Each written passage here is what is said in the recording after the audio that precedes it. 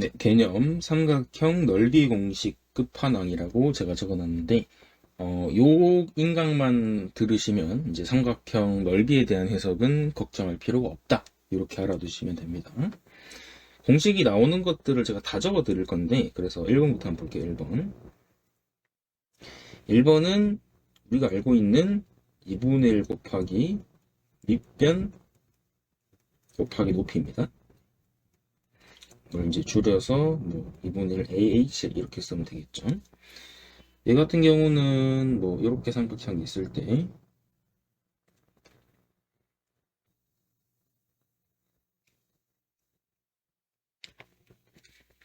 이렇게 있으면 뭐 이거에 대한 간단한 원리를 얘기해 보면 이제 이렇게 사각형을 만들 수가 있어요. 그래서 이 사각형을 만들었을 때 그 넓이의 절반이 되겠다, 맞죠?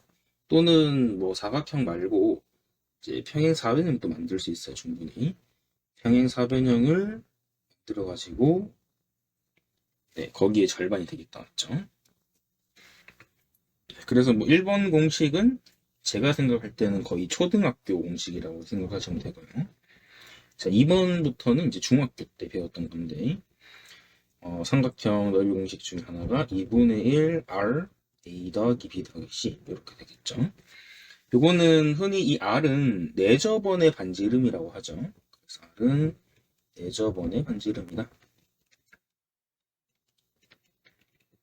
그래서 삼각형을 하나 만들어 보면 이렇게 만들어 드실게요.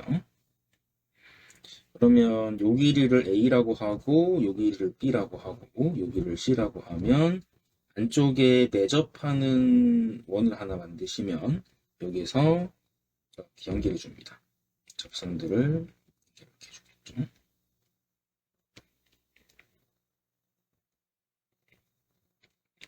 이렇게 되죠. 그래서 이제 이게 반지름이 R이 되고요. 그래서 요 넓이를 세 개를 쪼갤 건데 이게 쪼개면 이렇게 됩니다. 그러니까 첫 번째 넓이는 이 하늘색이죠, 하늘색. 그래서 하늘색 넓이 같은 경우는 2분의 1 AR, 그 다음에 밑에 주황색 넓이 이렇게 내렸을 때 주황색 넓이 2분의 1 BR, 그 다음에 마지막 세 번째 넓이 2분의 1 CR 해서 2분의 R로 묶어내면 ABC를 합친 게 되겠다, 맞죠? 그래서 증명이 완료됩니다. 여기도 중학교 때 배웠던 거예요. 중학교 2학년 때 배웠던 거고. 그 다음에 3번 공식 한번 볼게요. 3번 공식. 3번 공식 같은 경우는 어떻게 되냐. 2분의 1 AB 사인 세타. 이렇게 되죠. 그래서 이 세타라는 거는 AB 길이 끼인각이 돼요. 끼인각. 이것도 잘 보시면 삼각형 이렇게 있을 때 길게 써볼게요. 이렇게. 요 길이를 A라고 하고 요 길이를 B라고 할게요. 자, 그러면 우리는 이 높이라는 거를 정의할 수가 있는데 이 높이는 끼인각을 세타라고 하게 되면 여기 길이는 저희가 알듯이 A 사인 세타죠. 3번 공식은 제 기억이 중학교 3학년 때 배웠다라고 생각하시면 돼요. 그래서 A 사인 세타가 돼서 그러면 이 높이가 A 사인 세타로 바뀌었기 때문에 2분의 1 곱하기 B 곱하기 A 사인 세타라고 적어주시면 증명이 되겠다, 맞죠? 그럼 비슷하게 둔각일 때도 증명을 한번 해볼까요? 둔각은 이렇게 되죠. 해주시면 이렇게 되시면 요 길이를 A라고 하고 요 길이를 B라고 하면 똑같이 세타를 여기로 잡을게요.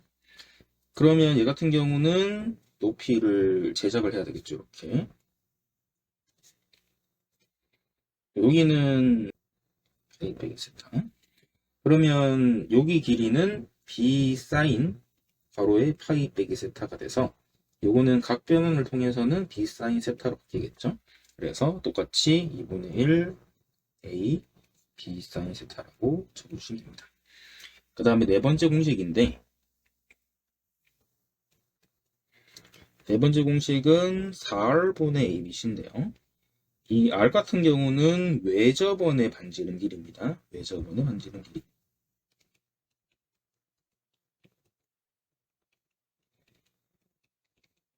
알아두시면 되고요.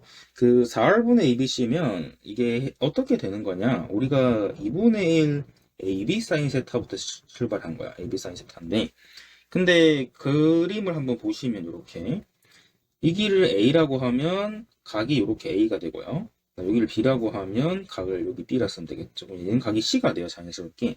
그러면 저희가 평소에 이걸 세타를 했을 때 이 세타는 C랑 똑같겠죠. 그렇기 때문에 여기 있는 세타 대신에 C라고 적어줍니다. 그래서 2분의 1 AB 사인 세타가 되고요. 그러면 사인 세타는 C가 되겠죠. C. 그 다음에 여기서 이 사인 C는 사인 법칙을 쓰면 되는데 사인 법칙은 요 길이를 C라고 하면 사인 각분의 변은 외접원 반지름 길이인 2R이 돼요. 그래서 2R이 돼서 이 사인 C는 2R분의 C로 바꿀 수 있겠죠. 그래서 여기 대입해 줍니다. 아하, 대입을 하게 되면 2분의 1 AB 곱하기 2R분의 C 나왔죠. 2R분의 C. 2R분의 C가 되고. 그래서 정리하면 4R분의 ABC라고 적어주면 되겠죠. 그래서 증명이 완료됩니다. 그 다음에 5번 공식인데 5번 공식은 헤론의 공식이라고 해요. 요거는 고등학교 때부터 배우긴 하는데 잘 안 쓰긴 해요. 왜냐하면 제한 조건이 자연수 길이가 나왔을 때 알겠죠? 그래서 굉장히 사용 조건이 제한적이죠? 그럼 얘 같은 경우는 공식만 알아두면 돼요. 유도 과정이 좀 복잡하기 때문에 세변의 길이의 합을 2로 나눴을 때의 값을 S라고 할게요. 또 간혹 가다가 이걸 평균이라고 잘못 외워가지고 3분의 1라고 쓴 학생들이 되게 많은데 그것도 조심하시고요. 그래서 2분의 A 더하기 B 더하기 C가 되고요. 자, 그 다음에 이 스몰 s를 가지고 삼각형 넓이를 제가 적어보면 공식이고요. 루트 S, S 빼기 A, S 빼기 B, S 빼기 C 이렇게 됩니다. 그래서 이 공식을 외워두시면 되고요. 요거는 제가 뭐 예시를 하나 들어볼게요. 저희 흔히 이 직각삼각형 보이죠? 만약에 3, 4면 이게 5가 되겠죠. 그럼 요 넓이는 얼마일까요? 물어보면 바로 2분의 1, 3, 4 곱하면 6이 되겠죠. 그러면 헤론을 썼을 때 만족이 되는지를 한번 확인해 봅시다. 헤론을 쓰게 되면 스몰 s는 2분의 3 더하기 4 더하기 5가 되죠. 그러면 분자는 12가 되니까 6이 나오죠. 이게 넓이가 아니에요, 지금. 조심하셔야 되고. 그래서 삼각형 넓이는 루트 S, 그 다음에 S 빼기 A, S 빼기 B, 그 다음에 마지막으로 S 빼기 C라고 적어주시면 됩니다. 그러면 계산하시면 얘는 루트 6 곱하기 3 곱하기 2 곱하기 1이니까 36이니까 6이 나오겠죠. 그래서 헤론 공식까지 기억해 두시면 되고요. 자, 그 다음에 6번 공식은 신발끈 공식인데 신발끈 공식. 신발끈 공식은 언제 사용하시냐? 좌표가 나왔을 때 쓰시면 돼요. 좌표.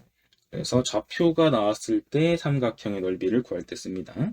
자, 그래서 예를 들어서 A 좌표를 x1, y1, 그 다음 B 좌표는 x2, y2, 그 다음 C 좌표는 x3, y3라고 합시다.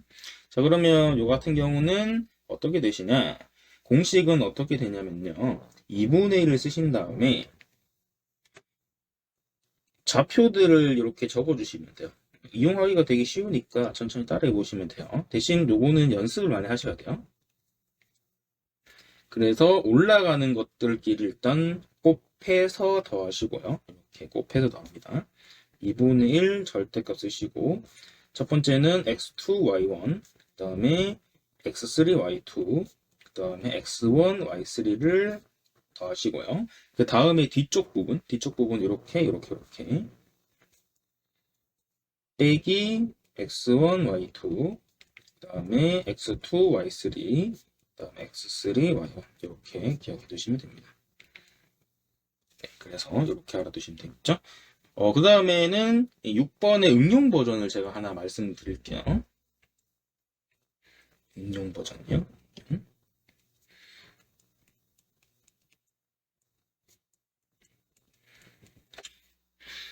이제 6번을 이제 많이 응용을 하십니다. 특히 예를 들어서 뭐 저는 6번 언제부터 사용했냐? 중학교 때 우연히 알게 돼가지고 중학교 때부터 사용하고 있었는데, 그 다음에 다각형 넓이라고 하면 삼각형 말고 뭐 사각형 또는 오각형들을 이제 볼 수가 있는데, 신기하게도 이 평면 도형 세계에서는 이 사각형이나 오각형이나 육각형은 삼각형으로 쪼갤 수가 있죠. 그렇기 때문에 만약에 다각형 넓이를 구하려고 하면 제가 이렇게 3점, 4점 좌표를 이렇게 찍으면 아마도 지금 시청하시는 분들이 드는 생각이, 그럼 쌤님 이 넓이는 이렇게 쪼개가지고 왼쪽에서 삼각형 이 신발근곡 쓰시고, 그 다음에 오른쪽에서 신발근곡 쓰면 2개를 더하면 되겠죠?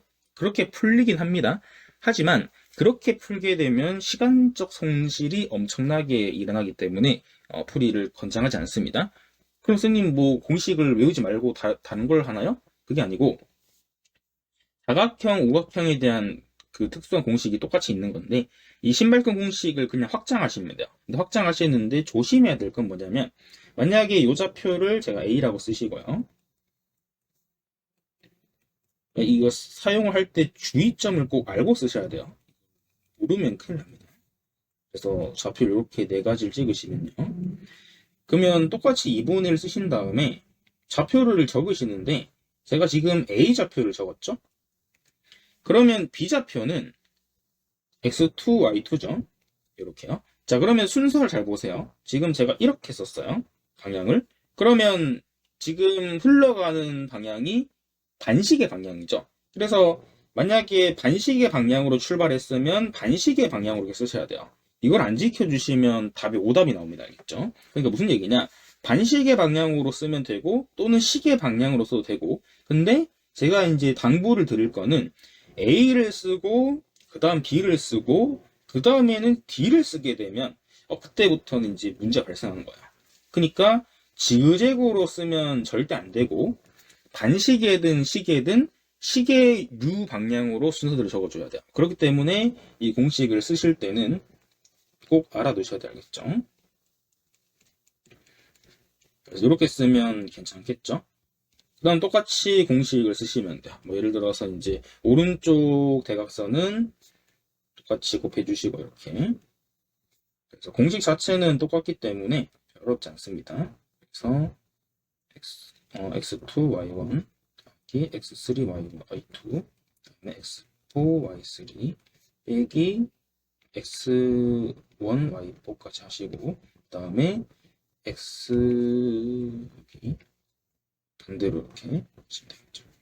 그래서 x1, y2, x2, y3, 그 다음에 x3, y4, 그 다음에 x4, y1 이렇게 해주시면 될 것 같습니다. 괜찮죠? 네, 꼭 알아두시고요. 뭐 재밌는 일화라기보다는 약간 슬픈 일화가 있는데, 이제 고1 학생 중에서 이제 중간고사 대비를 할 때 이 공식을 알려줬는데 순서를 잘 못 지켜가지고 답이 안 나와서 문제를 틀린 학생이 있었습니다. 그래서 항상 제가 강조를 했지만 그 강조하는 부분을 못 받아들이면 이런 공식들을 풀 때 엄청 어렵겠죠. 그러니까 정말 안타깝죠. 열심히 공부를 했는데도 불구하고 암기를 정확하게 해야 되는데 이제 암기를 못하고 부분 암기만 하고 있으면 이제 암기를 한 것보다 못한 그런 행동이 됩니다. 그렇기 때문에 암기할 때는 꼭 포괄적으로 정확하게 하시는 게 중요합니다.